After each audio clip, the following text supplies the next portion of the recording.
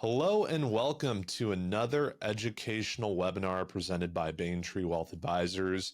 I am Senior Financial Advisor John Jangle, and today we are going to be talking about 401k or employer-sponsored plan catch-up contribution provisions. What are they? How can they be utilized by you? How may they benefit you now and in the future for your planning? First and foremost, we're going to go through some general information and provisions today. So don't take anything we're doing with specific advice in mind. Please consult with your tax and or financial advisor for specific advice. So right on into it today.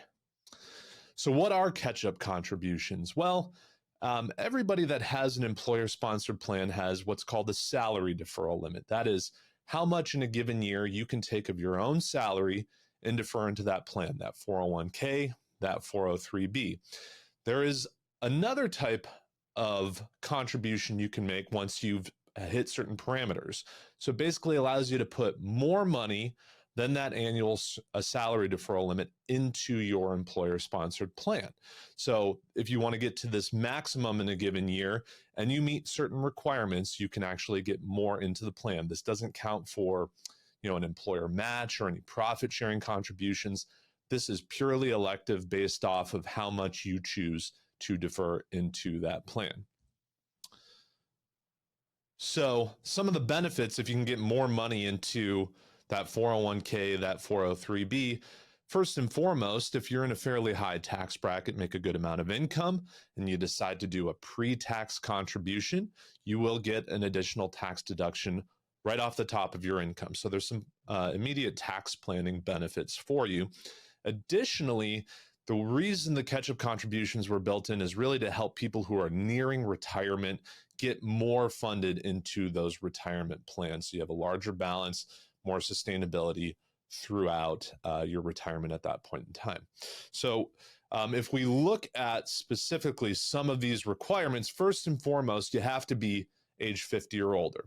So if you're under 50, like let's look at 2024, the 401k, the 403b, the employer-sponsored plan salary deferral limit for this year is $23,000. However, if you are over age 50 and your plan is eligible for catch-up contributions, you can put in up to $30,000. So again, if you look at that from a tax planning standpoint, from a retirement saving standpoint, it can be pretty impactful between ages 50 and when you retire.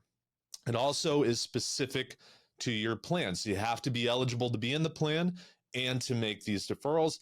So you always want to check with your HR department, with your plan advisor to ensure that you are eligible for the plan and you are eligible for any catch-up contributions.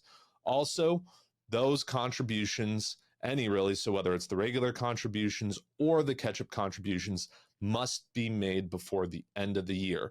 It's not like you can wait and see where your income is going to be at the end of the year and then make a lump sum. It has to be done through payroll. So you want to make sure you have it set up accordingly early on in the year.